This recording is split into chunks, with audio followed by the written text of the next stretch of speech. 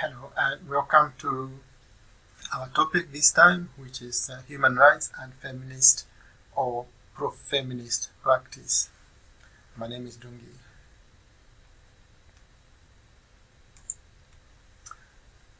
The first thing to understand about this very highly misunderstood word feminism is that it simply means gender equality. So it's a historical struggle towards gender equality, mainly fought by women, for women, but there are men who are also supportive, but historically men have been on the other side resisting, feeling that equality for women means men losing some of their rights and privileges. So, if you make an attempt at defining feminism, you'd probably say something like feminism refers to social, political, cultural theory and movements aimed at struggling for equality for women, including greater legal rights and legal protection. So then, in a nutshell, women have been trying to get equal rights precisely because traditional societies throughout history have tended to give priority to men at the expense of women. So the struggle has developed progressively. If you look at history, there are three main waves of the feminist movement that are recognized in literature. The first wave is estimated to be from around the 19th and early 20th century, and the focus for this was equal rights. The most famous group for that time would be the suffragists, who were campaigning for women in UK and other countries like the US. They were aiming to have women have a vote, because until that time, whenever there were elections, only men could vote. There might have been other restrictions even on those men, but generally men would vote and vote for other men, and no women were allowed to participate in the elections. Then the second wave is traced from around the 1960s to 1970s, and also to some extent in the 1980s. This is where the women started to put more emphasis on the personal is political, meaning that issues that may be seen as just personal issues, they have a political dimension. For example, domestic violence looks like a very personal issue just happening within the confines of your house, but in reality, they also have a social and political dimension. And then the third wave would be about the 1990s to the present.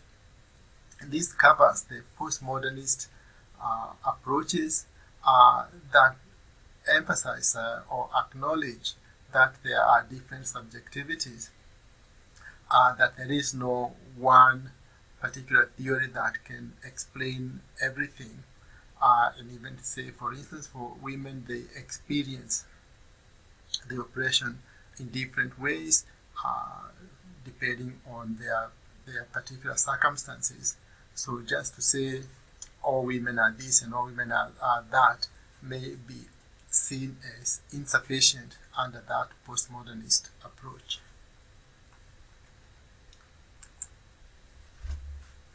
So what this then seems to suggest is that there is no one form of feminism, but rather there are many forms of feminism or feminisms.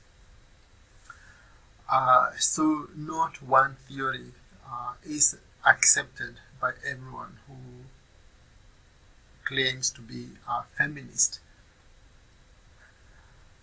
The range of the feminist trends include such approaches as liberal, socialist and Marxist, radical, black, post-colonial, and third world, multiracial, libertarian, standpoint, post-structural, postmodernist, and environmental.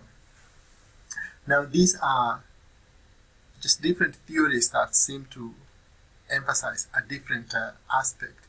If you take, for instance, the liberal, they may agree with gender equality for women, but don't want to change the current system, just tinker with maybe women getting a few promotions here and there. A socialist, Marxist, or radical approach would argue that the capitalist system is the one that maintains the oppression for women, and if you really mean to change the situation for women, you need to change the whole economic structure that has got oppression built within it. And a black feminist would probably argue that so far feminist approaches have focused on the problems of white women while ignoring the problems of black women.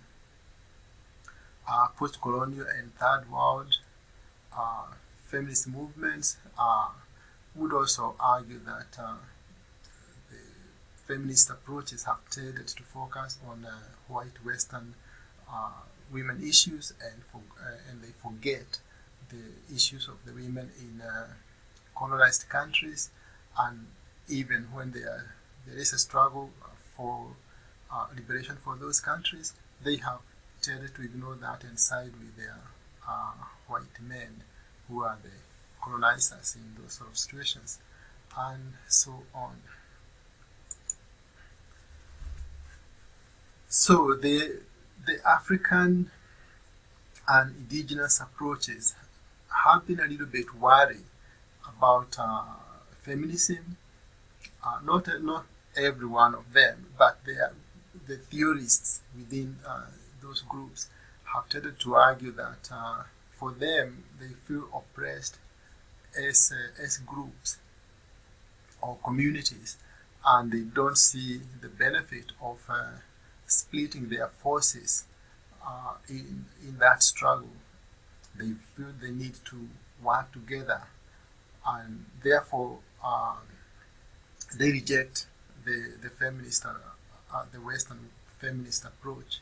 So the Africana womanhood, for example, rejects feminism as being white or white women oriented, and it puts women against men in traditional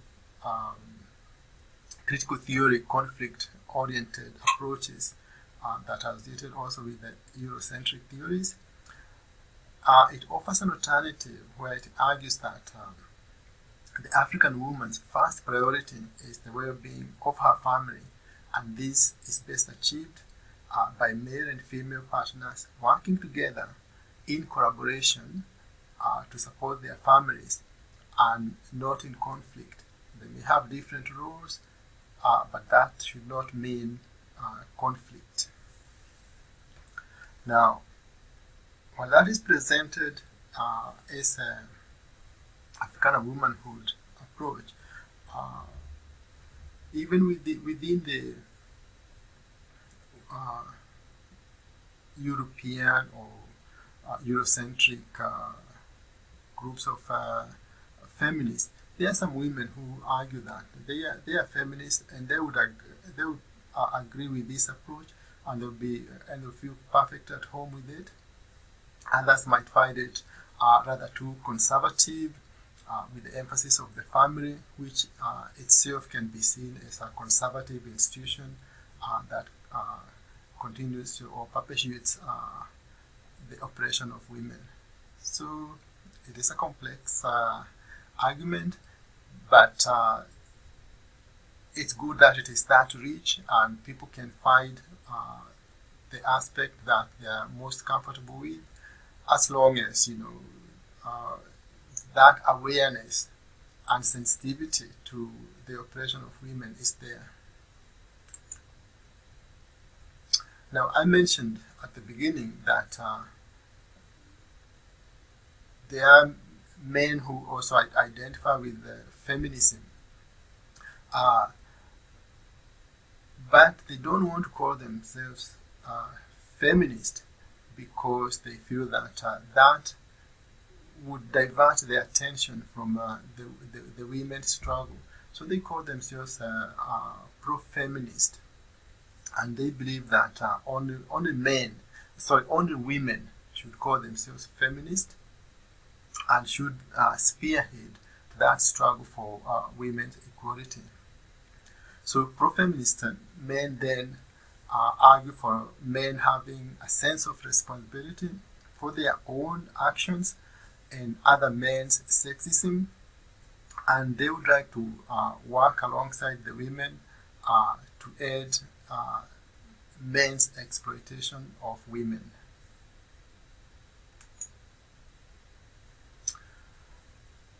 And here I've got a quote from a woman in Australia who was asked, and a number of them were asked, the meaning and understanding of feminism today. And so Natasha said that for the past 2 decades, feminism has been in the public eye for the wrong reasons, and feminism has failed me, quote, has become the catch cry of a generation. Rather than blame earlier generations of feminists, I believe we need to return to their original demands. They demanded nothing less than a revolution in social, economic, and political relations, and women today have much to learn from and even be inspired by their efforts. So Natasha argues that even today there are still a lot of women in different sectors and in different communities that continue to be oppressed. They continue to be discriminated as women, and therefore the struggle for gender equality is not over.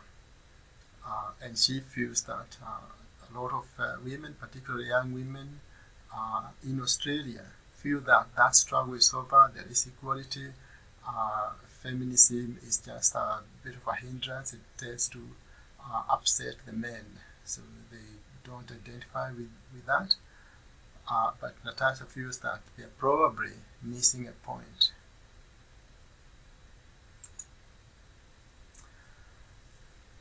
Jim Ive, our beloved author of our textbook, argues that sometimes human rights and social work are seen to be different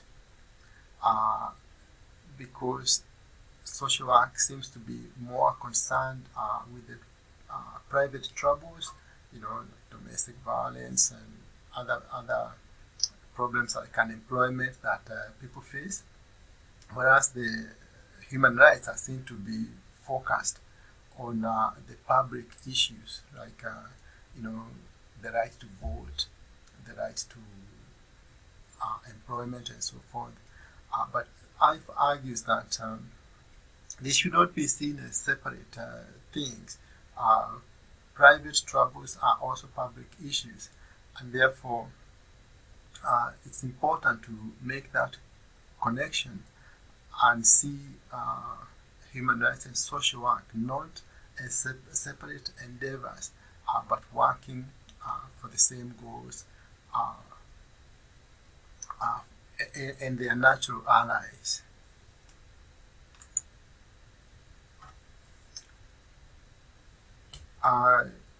Some people sometimes will point out that women liberation has more or less been achieved because there are women in high places. We had Hillary Clinton going for the US presidency, even though she didn't succeed. But she has also been a Secretary of State, which is a very, very powerful position. Angela Merkel, I don't know how to pronounce that one, is the Chancellor of Germany and has been so since 2005. We also had Julia Gillard here as our Prime Minister.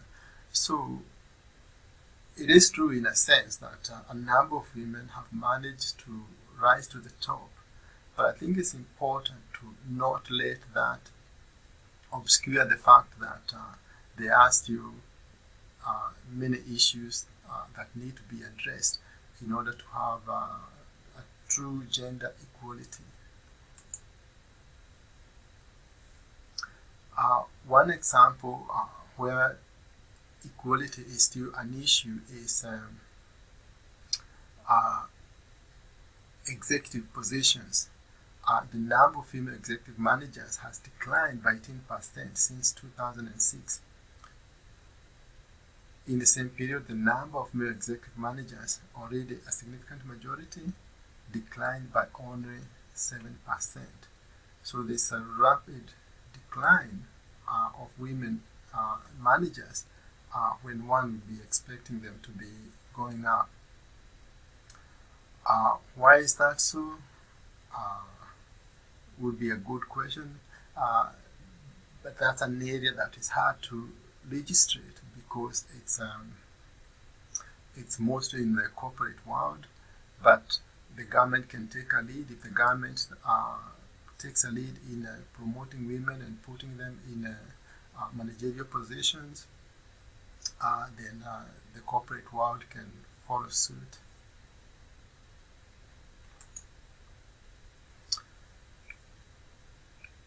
In the politics in Australia, after the 2014 election in the House of Representatives, women rose from 37 to 39.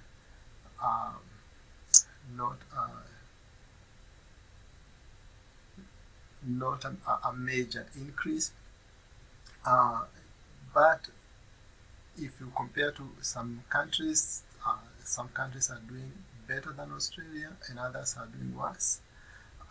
Qatar is an example where there is none. And Rwanda is on the other extreme of doing very well. 60% of the parliamentarians are women. They have special places set aside for women. So that hasn't just happened naturally. It has happened because the government there is committed to having women represented in parliament.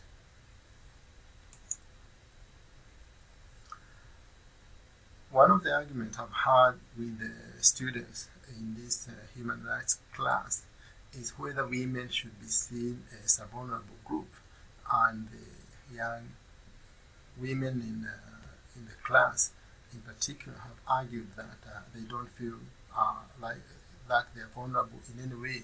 They feel they are quite capable of competing with their male counterparts. Although when I ask them, are you happy to walk around at night just as the men can walk on their own? They say, well, no. So if you think clearly, you can see that while women in the Western societies may not be as vulnerable as women in a more traditional society, there are still some vulnerabilities. So the UN recognizes that, and you will see that within the UN human rights conventions, there are special focus on women as vulnerable groups, whether that vulnerability comes from culture or from actual legislations, like in places like Saudi Arabia, where they deny women to vote or to drive cars or to go in public without a male relative or partner. So those sort of restrictions and practices do clearly make women a vulnerable group. So what is a vulnerable group? In societies around the world, female status is generally viewed as inferior and subordinate to male status, and societies have modeled their gender role expectations on those assumptions of the natural order. So those traditional practices, people don't necessarily see like they're doing anything wrong. They see, this is the way it has always been. Women stay home and have children, and men go and hunt and bring home the hunt, and they feel that that's a sort of thing that they are continuing even in modern world, where there are no dangers out there that will stop women from going out to work.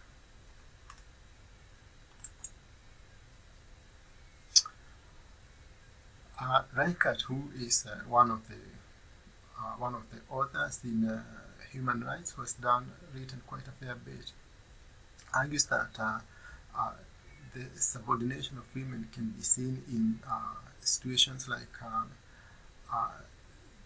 the organizations and conduct of welfare.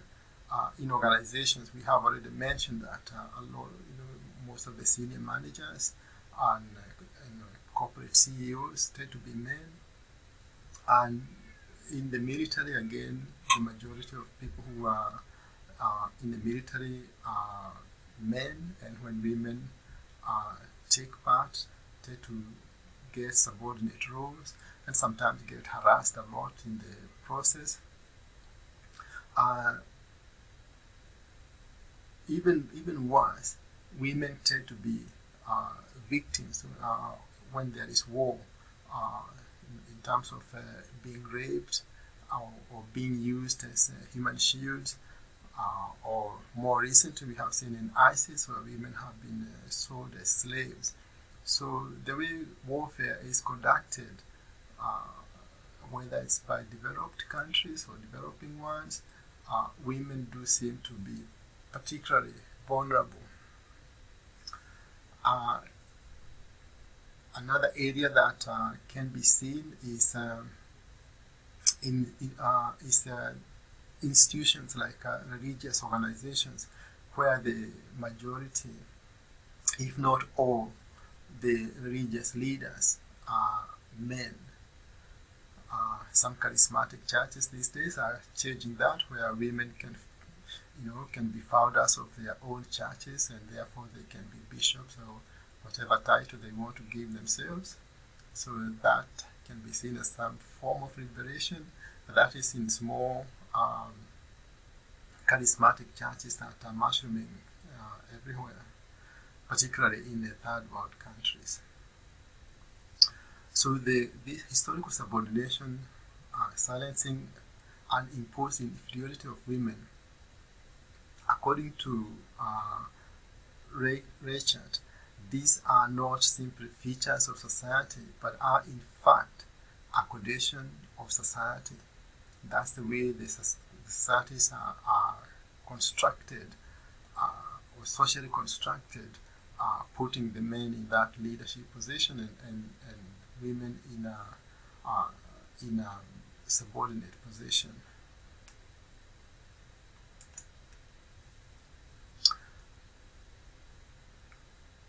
In legal terms, women have tended to be excluded from the centers of male-gendered power. And Reichert again has identified some of these areas, like in the legislature, where male prime ministers in Australia, from federation until 2010, all the members, all the prime ministers were men. And also since 2010, since Julia Gillard left, we have had only men prime ministers. Military institutions again have tended to be jobs for the boys, or the generals have predominantly been men, and sometimes women are also restricted from combat roles. Now there can be arguments where people might say, okay, women might be more vulnerable in war, but I think the issue here is women not being given the right to choose.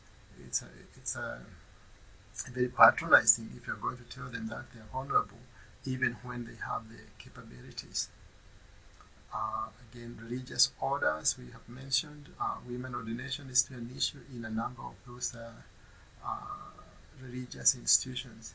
So have a reflection. Think about the institutions that you are associated with and see how they are ordered in terms of gender, whether women have got the same opportunities to practice leadership based on their abilities rather than on their gender.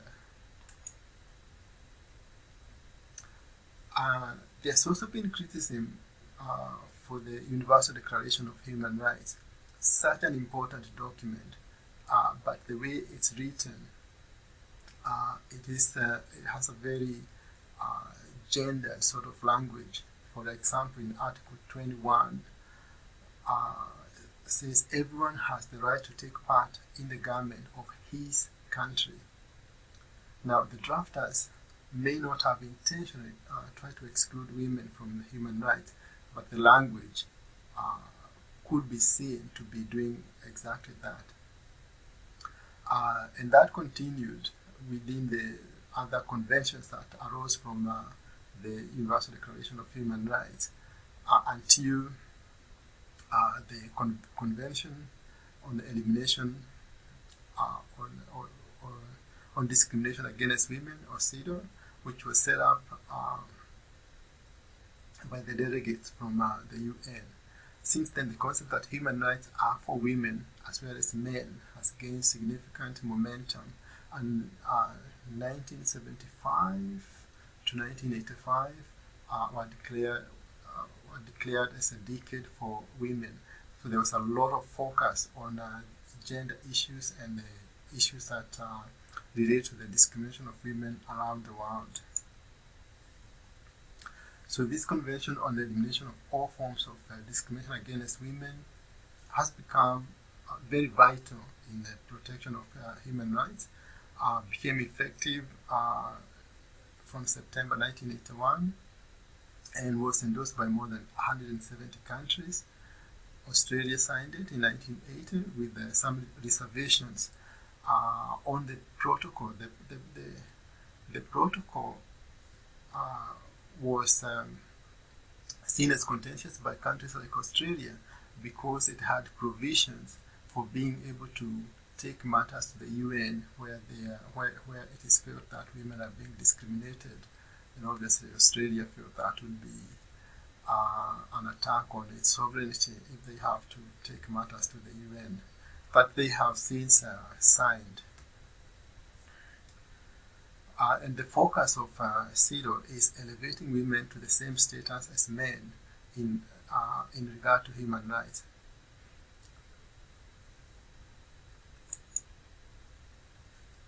Some of the key provisions are that for full development of a country, the welfare of the world, and the cause of peace requires maximum participation of women on equal terms with men in all fields. States are aware that the role of women in procreation should not be a basis for discrimination, but that upbringing of children requires a sharing of responsibility between men and women and society as a whole. This is important because often the argument that is always put against women is that, oh no, women are going to have children and therefore they're not going to be fully available for particular positions, and therefore they are excluded on that basis. So this argument that is put forward by CEDAW is that the raising of children is a responsibility for both men and women. It should not be seen as just a woman's responsibility and then used against them. So by signing CEDAW, then the states commit themselves to incorporate these principles into their legislation or their constitution and abolish all discriminatory laws and adopt appropriate ones prohibiting any discrimination against women.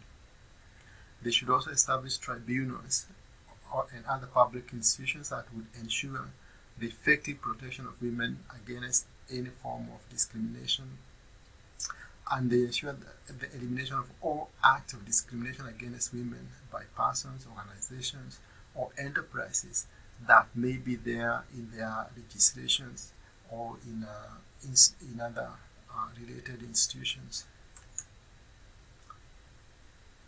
So what CEDAW then requires is that to have equality of genders within political and public life, including equality in voting, equality of men and women in fields of education, employment, healthcare, and economic benefits, and equality between men and women in civil matters, including right to conclude contracts and administer property. For a lot of Australians, this may seem like common sense, but in reality, in some countries, women are not allowed to own property. They can't sign contracts on their own. Even something like applying for a passport, they have to have a male member of their family guaranteeing that they qualify to have the passport, or if they are going overseas, they guarantee that yes, she will go and she'll come back. Those sort of guarantees are not required for men, and that's where it becomes discriminatory. Women's rights are human rights. That is the message that is coming from CEDAW. And I'll read this quote from Amnesty International, and says, "Violence against women is one of the most widespread human rights abuses. Every day, thousands of women and girls are abused and murdered by their families, raped in armed conflicts, and attacked for defending women's rights."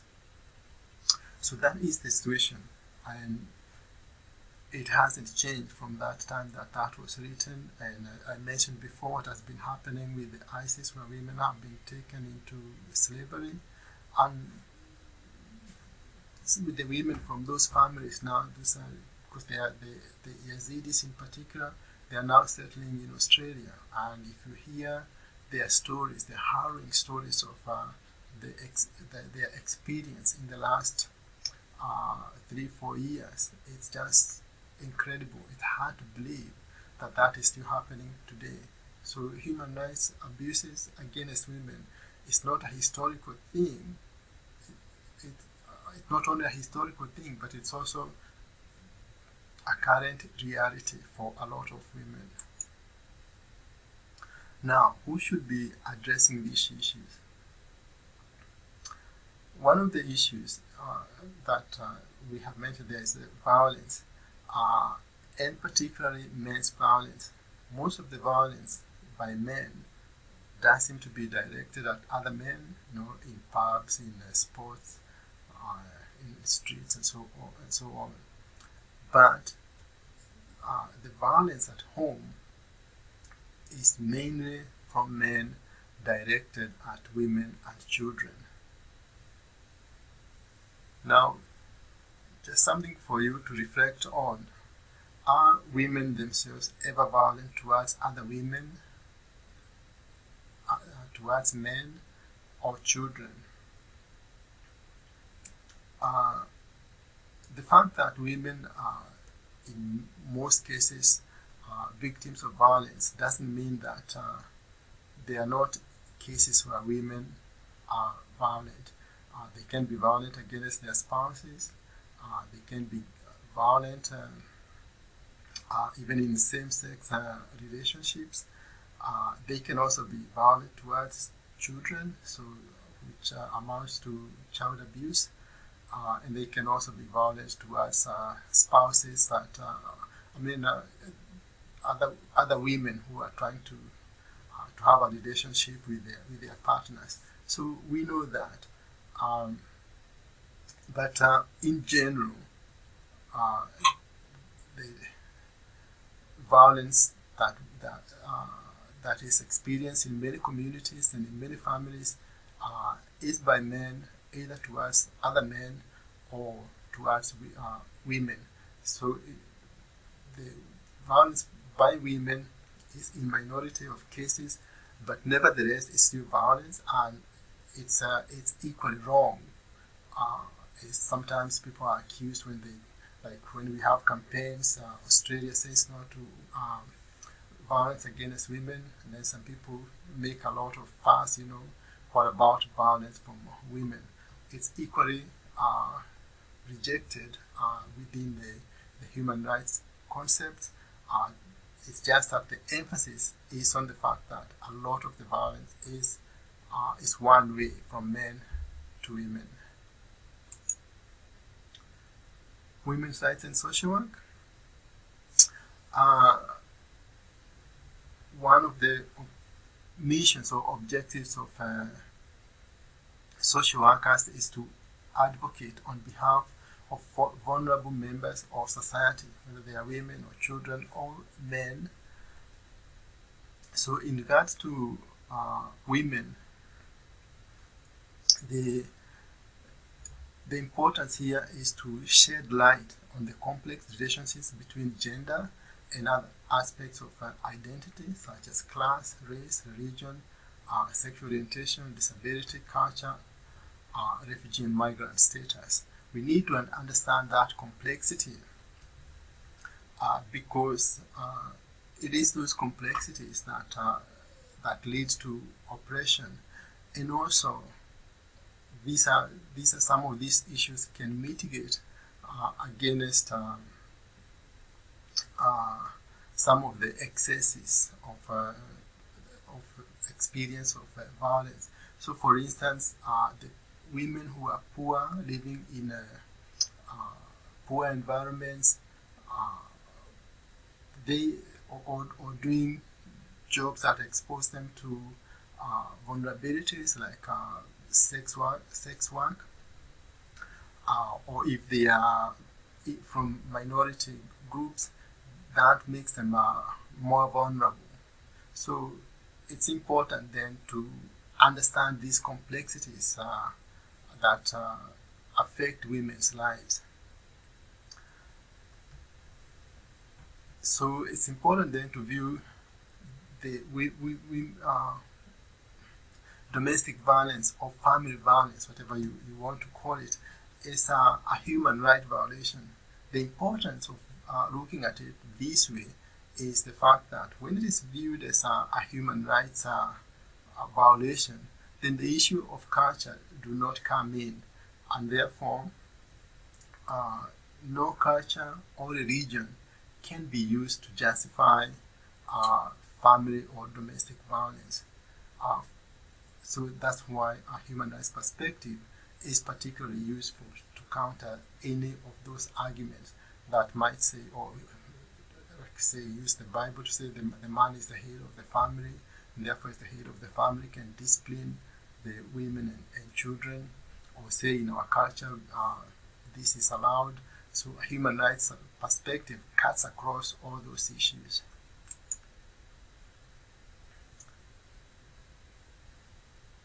One of the ways of approaching the issue of family violence is or oppression is finding ways of redistributing power, because violence, we know very well, is nothing but abuse of power. So if power is more redistributed, then that would protect women more. And recognizing the fact that the home can be a very oppressive environment, and most of the unpaid work there is done by women and often is undervalued. So some of the issues that you can think about that can address some of these issues include affirmative action for women, hiring men into traditional female occupations such as nursing, childcare, primary school teaching, and what the implications of that would be.